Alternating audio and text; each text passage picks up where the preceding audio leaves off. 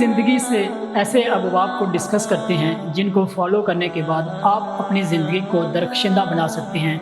आइए इल्म की दुनिया के साथ हुजूर की बातें करें।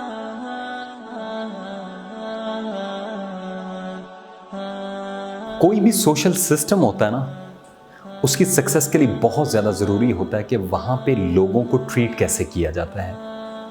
जिस सोशल सिस्टम में ज़ात पात या उनके रंग या उनके बैकग्राउंड की वजह से कदर मिलती है, और वो लोग जिनका बैकग्राउंड कोई अच्छा नहीं है या जिनका रंग अच्छा नहीं है, उसकी बेस पे उनको रिजेक्ट किया जाता है, वो सिस्टम हमेशा स्ट्रगल करता है।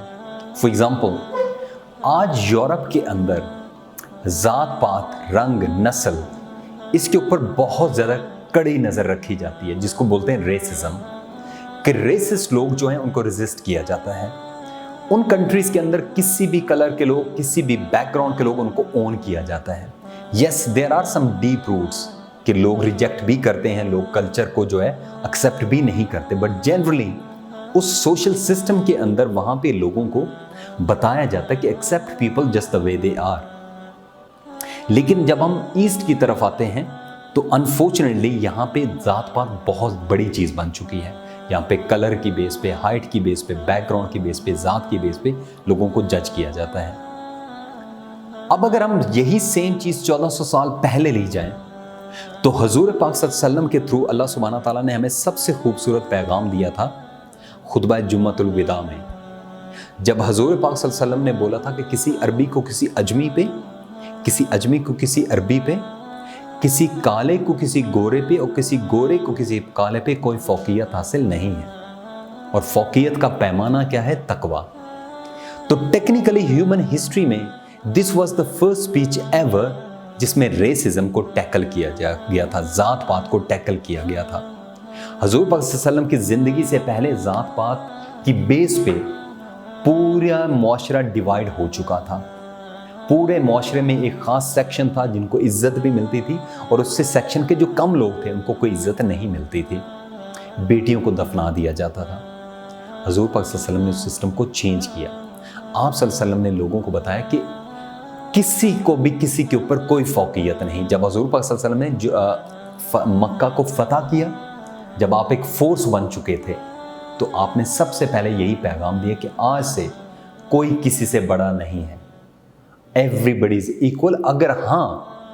अगर किसी को ऊंचाई पे लेके जाना या किसी को आपने बड़ा मुकाम देना तो उसकी सबसे बड़ा पैमाना है तकवा।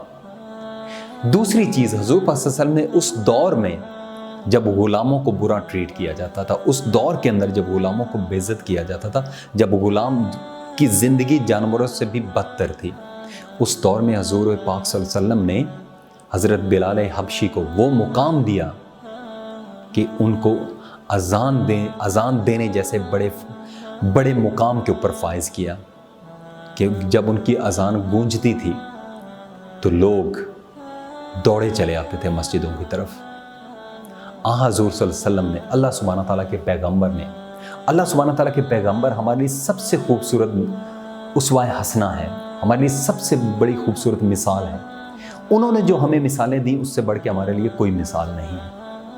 तो ये यूरोप ने तो अडेप्ट कर लिया, यूरोप ने तो सीख लिया, यूरोप ने खुतबा जुम्मतुल विदा को से सीख के रेसिज्म को ख़त्म किया।